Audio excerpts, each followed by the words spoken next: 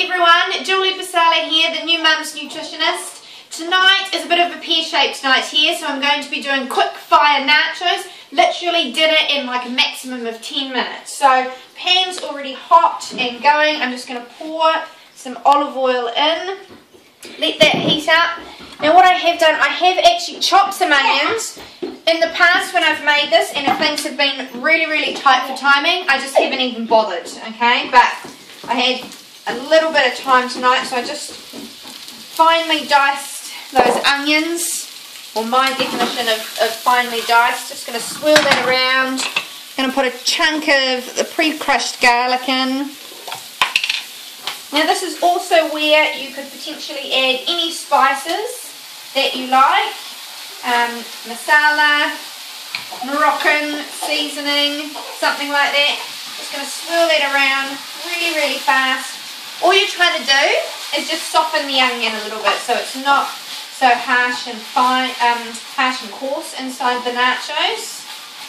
So that's just about soft here. Mince, got about 500 grams of mince here.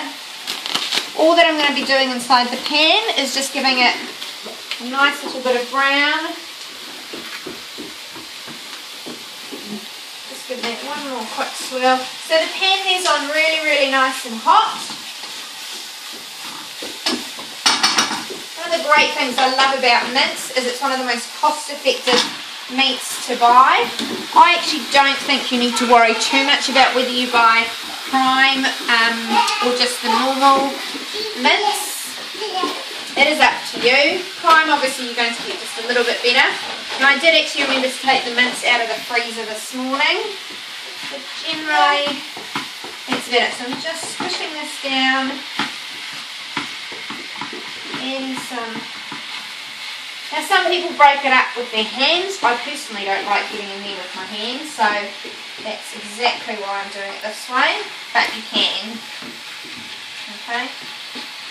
Now the other thing that I'm going to add to this, because I'm all about trying to sneak some veggies in, okay, I have just finely chopped literally about 4 mushrooms, okay.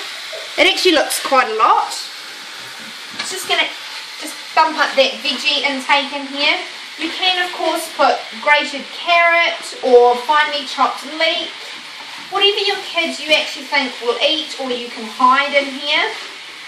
I'm going with mushrooms, mainly because my husband's not such a fan of the old grated carrot for something like nachos. But other times we can sneak that in. So that's just going to very quickly brown up.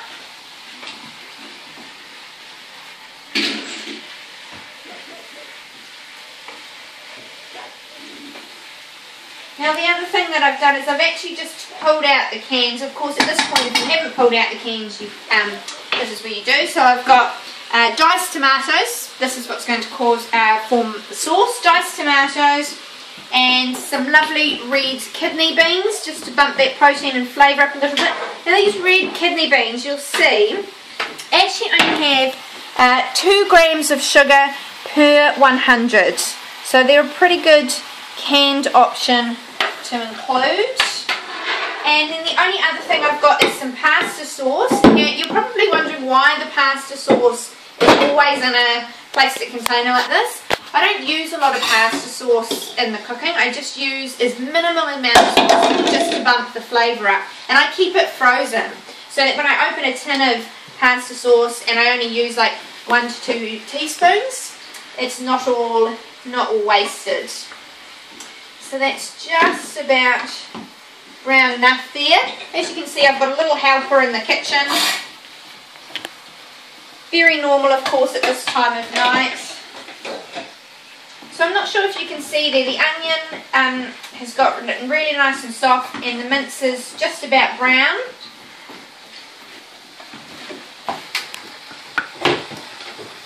You see that there? So this is about where I would just chuck the mushrooms in. Oh, sweetheart. It's alright. Mummy's just about there, okay? So just work that mushroom in. And all I'm going to do is just add that whole can of tomatoes. Okay. Swirl that around. Now again, if you don't have kidney beans, you could just use 2 cans of diced tomatoes, or possibly 1.5 cans of diced tomatoes, and then just add a little bit of flavour. So I'm just going to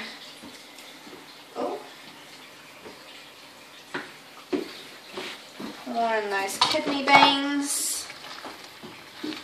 I've only poured a little bit in just so I can mix it around and see how much it is, because I don't want to overdose it with kidney beans. It's just going to add a little bit. You can, aside from kidney beans, you could also use chili beans. That's another really good option. Just mix that up. That's about there, actually. I'm just going to pour in the pasta sauce just to bring it all together a little bit. Let's do 1, 2, 3. I don't think I'm going to need much more than that. Swirl that around. See how that's just made a little bit of difference to those nachos?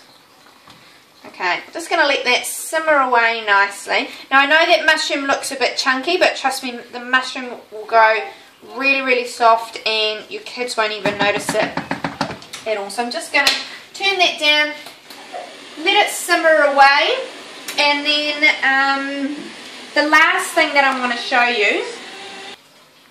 So while the mince is simmering away there, I thought I'd show you what I do for chips. So yes, you've got your traditional corn chips.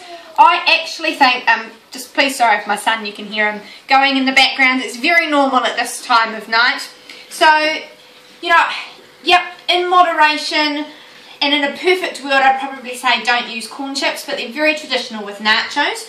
What we do here is we actually make carrot chips, okay? Just completely raw carrot. All you do is on your grater, on your box grater, not sure if you've ever seen that side of it, this is how you make it. Literally you're just going to take your peeled carrot, pull that down and around, and I'm not nearly as good as my husband, but as you can see, little chip just like this. So the technique is you go in first, in, and sort of a bit of a J down in there. You get faster as you go, but as you can see, great little chips, nice and wide, and potentially you could even do some carrot chips with, you know, like a mixture of corn chips. So you're just trying to reduce the amount of corn chips that they're having. Works exactly the same.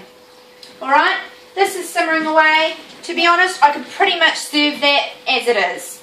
It's not perfect, but it's dinner on the table. If you wanted to leave it simmering for a little bit longer, then the flavours would just absorb that much more. But you know what? I've got a hungry child. I've got a husband trying to get out the door for shift work.